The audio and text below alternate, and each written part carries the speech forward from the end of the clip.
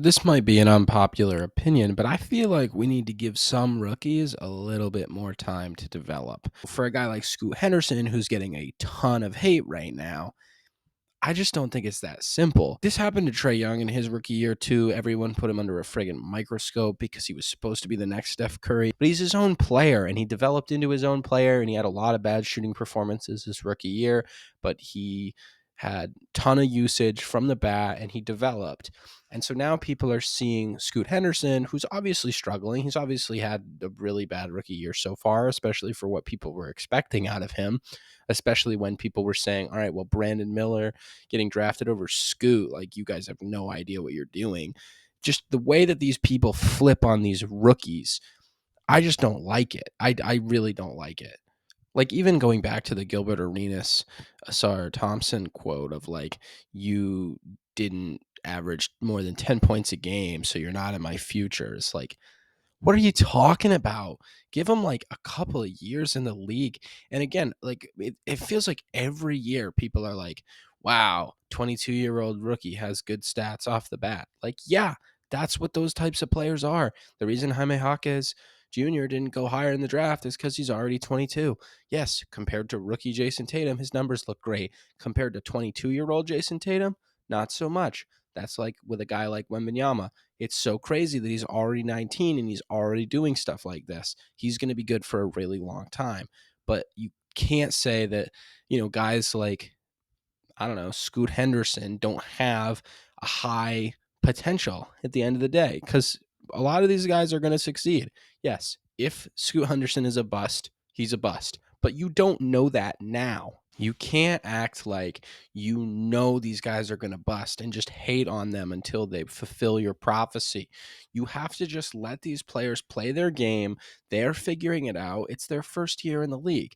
Now, if I've ever said anything about a rookie or come off in a way that makes it seem like I am hating on them, like, I'm really not trying to. And even with the Jaime Jaquez thing, that's not me trying to hate on him. I'm just saying, like, contextually, he's like the Buddy Hield of the draft. Buddy Hield is not the great comparison for Jaime Jaquez, but there are guys that come into the league a little bit older and they show that maturity off the bat, that they are real basketball players. It's like Peyton Pritchard when he came out. Obviously, again, not doing what Jaime Jaquez is doing, not to discount him, right?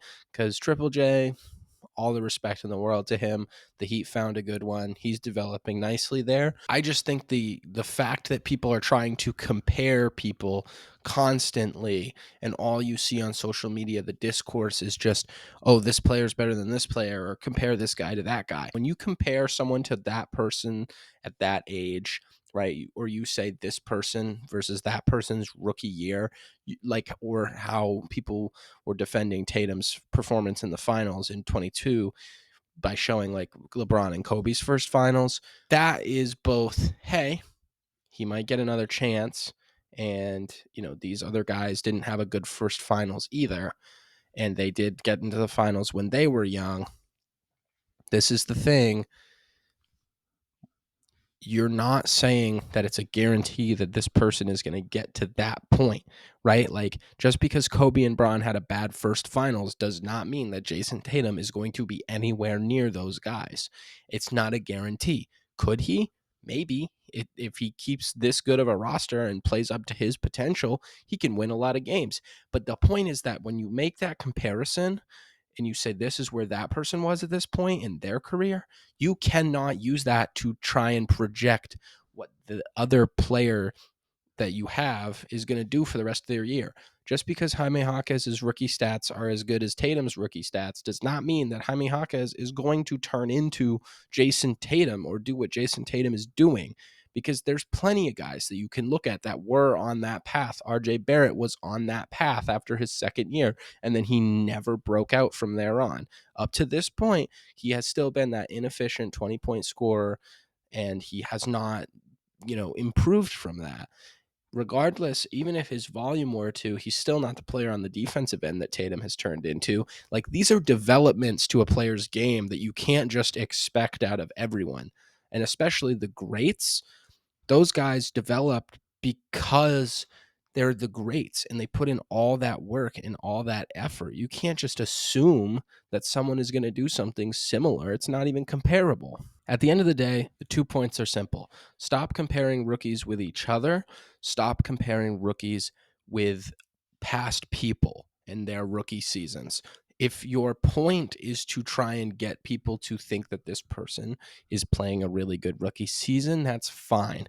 But you cannot just straight up compare two people out of context like that. Because A, you're setting up that rookie for a lot of hate and you're putting them in conversations that they probably don't belong in. And then when you're objectively just hating on a player who hasn't had, more than half an NBA season to show who they are on the court, you're just doing everyone a disservice and you're making all NBA fans look bad.